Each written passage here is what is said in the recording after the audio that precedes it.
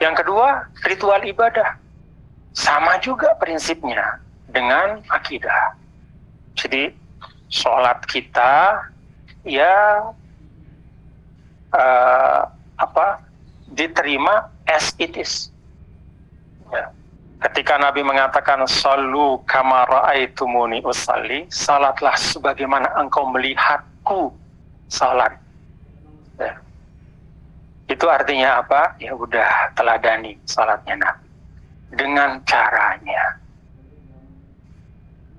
Kalau maghrib 3 rakaat, jangan berkreasi. Kok tanggung banget maghrib? Kayaknya masih kuat nambah 1. Nah, ini urusannya apa kok 3? Sebelumnya 4, setelahnya 4 gitu. Gak boleh. Puasa juga sama. Sekuat-kuat Anda puasa, ya yang namanya rukun Islam itu Ramadan saja. Ya. Jadi ada limitasi. Nah, kalau muamalah, ya, ruang kehidupan selain daripada akidah dan ritual ibadah, maka prinsipnya adalah kreasi dan inovasi untuk kemaslahatan. Apa sih ruang muamalah? Ya pokoknya selain daripada akidah sama ritual ibadah, itu ruang muamalah. Mau namanya ruang ekonomi, mau namanya ruang politik, mau namanya ruang sosial, ruang budaya, ruang pendidikan, atau ruang apapun. Ya. Maka Islam memberikan kelapangan. Yang Islam kasih itu bukan persis caranya, tapi prinsip-prinsip dan nilainya. Nah karena itu, Bapak-bapak dan Ibu, menempatkan sesuatu dalam menempatkan sesuatu pada tempatnya itu penting untuk membangun kenyamanan kita dalam beragama. Sesuatu yang sifatnya muamalah itu jangan ditarik ke akidah. Kalau yang muamalah itu ditarik ke akidah, maka yang terjadi satu sama lain kita bisa saling membenci. Satu sama lain bisa mengklaim dirinya lebih Islam, lebih beriman, padahal yang dia bicarakan itu nggak ada kaitannya sama kita. Jadi kalau kita beda-beda, Bapak-bapak Ibu, ya di dalam memandang, melihat ya perubahan-perubahan, ada budaya-budaya. Misalnya di Indonesia itu negara yang sangat kaya dengan budaya. Kadang ya ada yang terlalu bersemangat berislam, sehingga semua budaya itu dia potret dengan potret akidah. Maka salah semua jadinya.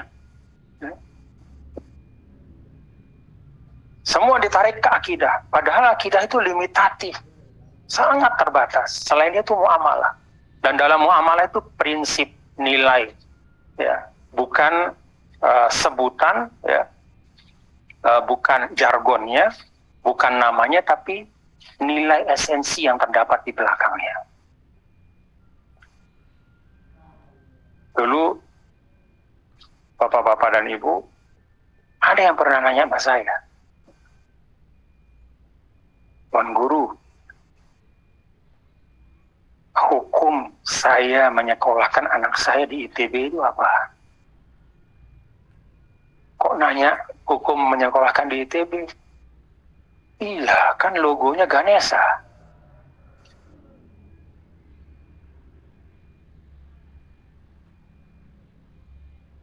Ini contoh sederhana bagaimana muamalah ditarik ke akidah. Kan kita tahu Ganesha, Bapak Ibu, ya? Ganesha kan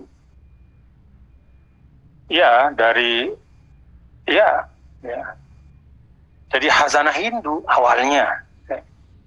Tapi kan ketika dijadikan logo sudah dibuang aspek teologisnya dan diambil nilai esensial ya dari konsep itu, yaitu nilai ilmu dan kebijaksanaan. Di sebagian tempat misalnya juga ada yang menolak masjid dipasangi kubah. Kenapa? Ya karena tadi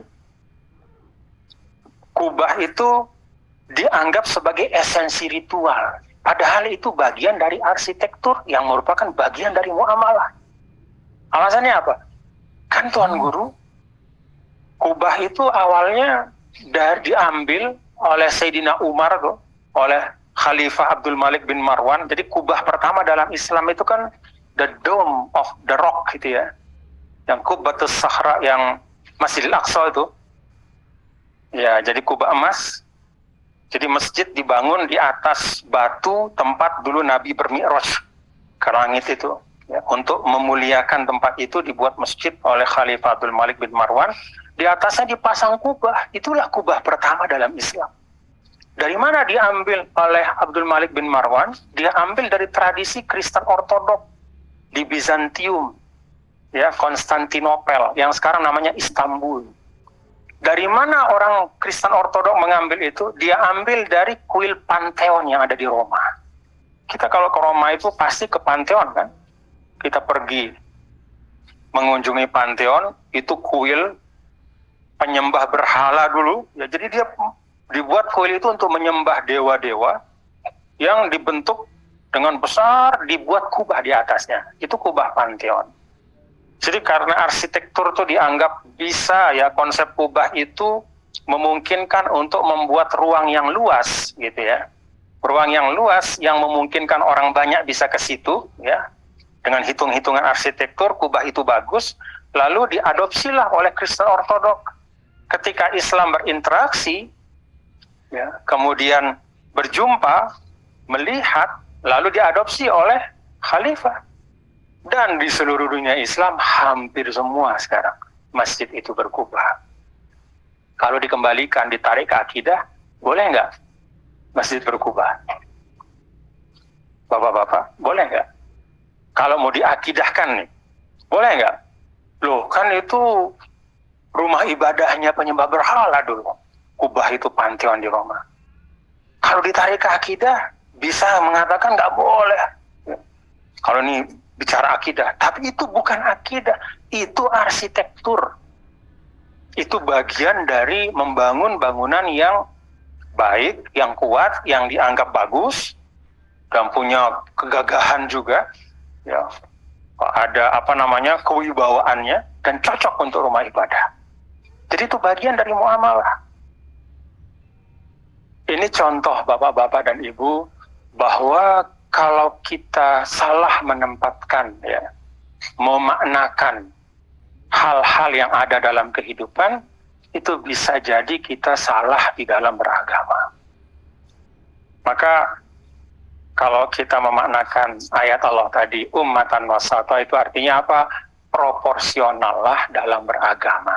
Tempatkan segala sesuatu pada tempatnya.